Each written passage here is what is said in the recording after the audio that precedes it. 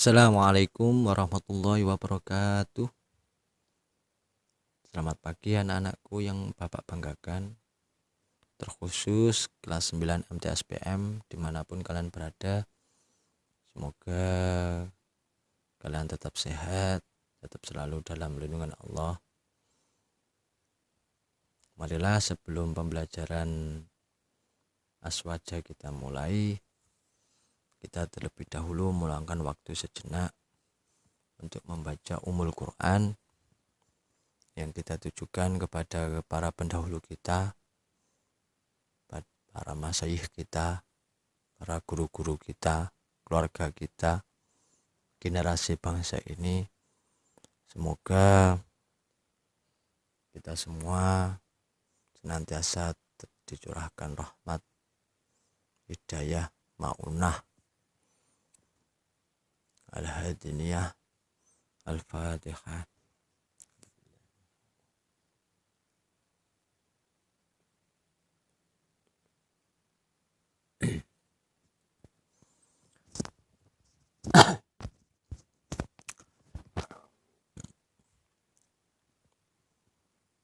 Baiklah, melanjutkan pembelajaran pasca UTS atau pasca PTS. Kita lanjutkan materi aswaja tentang mabadi' khairu ummah. Mabadi' khairu ummah biasa diartikan secara singkat itu prinsip dasar umat terbaik. Menurut istilah, mabadi' khairu ummah biasa diartikan sebagai pembentukan identitas dan karakter masyarakat melalui penanaman nilai yang dijadikan prinsip dasar. Jadi identitas dan karakter seseorang atau masyarakat itu bisa terjadi karena dua hal, atau bisa terbentuk karena dua hal. Yang pertama itu dari faktor alami yang berjalan cukup panjang sehingga membentuk identitas dan karakter seseorang karena lingkungan masyarakat. Makanya ada yang karakternya keras, lembut, itu karena lingkungan masyarakat atau keluarganya yang keras atau lembut itu sendiri. Itu berjalan cukup panjang sehingga membentuk sebuah karakter. Nah, ini yang kedua, ini pembentukan identitas dengan cara penanaman nilai yang dijadikan prinsip dasar. Nah, ini jadi identitas dan karakter itu terjadi dua cara. Yang pertama secara alami, yang kedua penanaman nilai. Nah, sedangkan mabadi' khairu ummah ini yang masuk dalam kategori yang kedua, yakni penanaman nilai. Sejarah pembentukannya, mabadi' khairu ummah dibentuk setelah Kongres HBNU, kalau sekarang biasa disebut atau biasa dikenal dengan PBNU yang ke-13. Namun belum dibentuk secara total atau belum lengkap karena terjadi waktu itu Perang Dunia Kedua. Akhirnya gerakan ini sempat berhenti dan dilanjutkan pembentukannya pada Munas NU yang diselenggarakan di Lampung pada tahun 92 yang berhasil merumuskan 5 prinsip dasar atau biasa dikenal dengan Mabadi'ul Khamsah.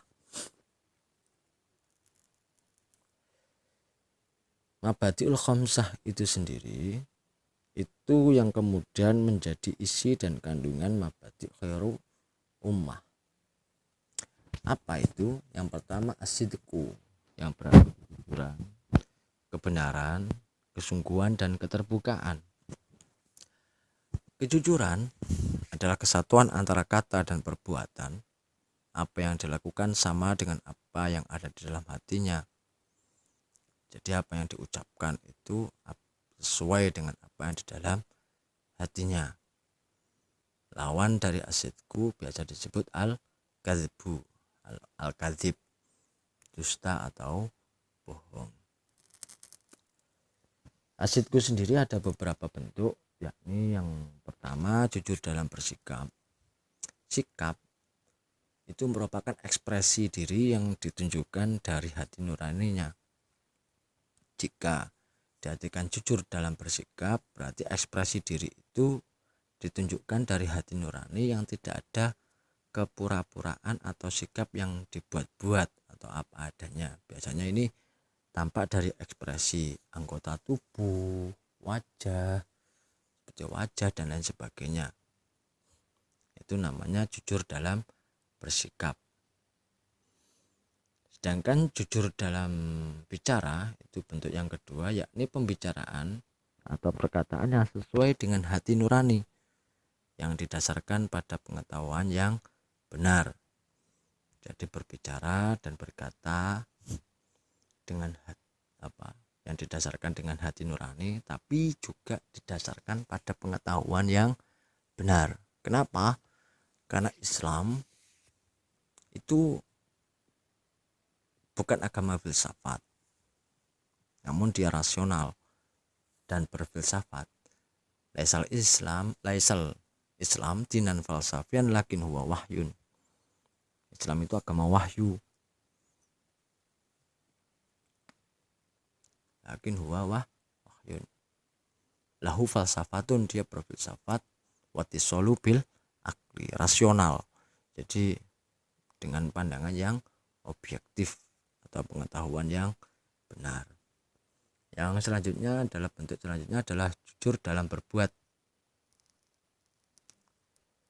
Jujur dalam berbuat maksudnya perbuatan yang dilakukan adalah sesuai dengan perencanaan yang ada dalam hati dan hanya untuk mendapatkan kemaslahatan. Jadi direncanakan, tapi rencana itu untuk kebaikan, bukan untuk kemaksiatan, untuk kejelekan dan lain sebagainya. Makanya di sini tanpa terselubung sifat pura-pura dan pamer.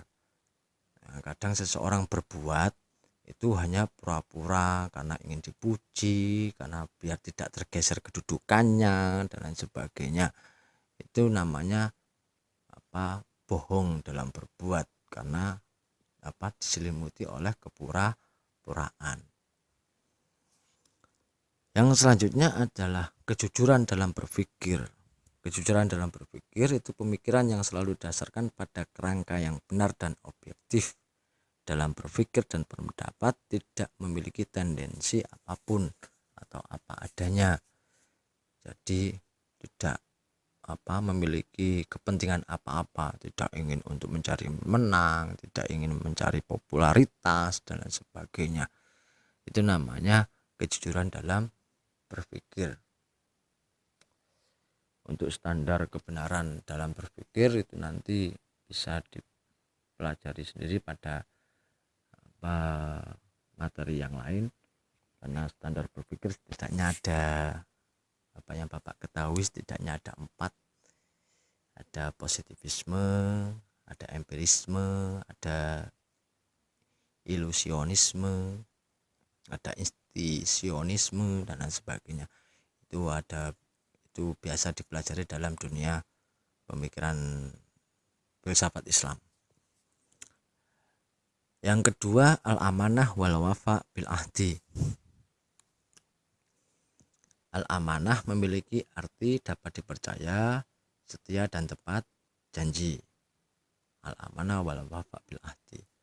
Cuma begini, kalau al-amanah berkaitan dengan semua beban yang harus dilaksanakan, baik ada perjanjian maupun tidak. Sedangkan al-wafa bil ahdi berkaitan dengan sesuatu yang terkait dengan perjanjian. Contoh sederhananya itu begini. Kalian membaca syahadat. Ketika dalam perut sampan itu sudah mengikat janji sama Allah. Bahwasanya alastu birabbikum. Apakah aku ini Tuhanmu? Qalu bala syahidna. Jawabanmu begitu. Bahwasanya nggih ya Allah, panjenengan niku pangeran kula. Panjenengan itu Tuhan saya. Nah, itu nanti sampean lahir itu harus berusaha untuk senantiasa membawa namanya syahadat, karena kalian di dalam rahim itu sudah syahadat, makanya keluar itu rukun Islam pertama adalah syahadat, merasa menyaksikan Allah. Kalau kalian tidak bisa menyaksikan Allah, maka kita diajarkan perbuatan kita seolah-olah diawasi atau dilihat oleh Allah, itu namanya syahadat. Jadi sampean seakan memiliki janji sama Allah, bahwasanya kalian itu senantiasa diawasi oleh Allah, senantiasa berpegang oleh sama Allah. Nah, yang selanjutnya adalah al-adalah, artinya bersikap adil dan memberikan hak dan kewajiban secara proporsional. Yang keempat, at-ta'awun, yang artinya tolong menolong, setia kawan dan gotong royong dalam kebaikan dan ketakwaan. Hal ini penting karena yang sering terjadi pada fenomena masyarakat itu seseorang itu mau ngeroyongnya saja tapi tidak mau menggotong, mau senangnya saja tidak mau susahnya. Nah, itu namanya bukan at-ta'awun. Yang selanjutnya adalah al-istiqomah, yang berarti ajek, berkesinambungan dan berkelanjutan. Jadi ajek, sinambung, terus menerus, istiqomah. Jadi istiqomah itu sulit karena apa? Istiqomah itu dikatakan lebih baik dari 1000 kemuliaan. Karena apa? Istiqomah itu sulit. Contoh, sampean bangun pagi mungkin bisa, tapi istiqomah bangun pagi, mamanya sampean bangun paginya 3:30, itu istiqomah 3:30 aja sulit. Atau menaruh jilbab, kalian nyantolin di satu tempat secara ajak itu pasti sulit. Kalian belajar istiqomah 1 jam selama 24 jam kalian belajar, mamanya itu meluangkan waktu belajar 1 jam saja, itu sulit. Nah, jadi berbuat baik itu mudah, tapi istiqomah berbuat baik itu yang sulit. Nah, jadi sadar itu mudah, tapi istiqomah sadar itu yang sulit. Rajin itu mudah, tapi istiqomah rajin itu yang sulit. Mengerjakan PR itu mudah, tapi lebih sulit adalah istiqomah mengerjakan PR.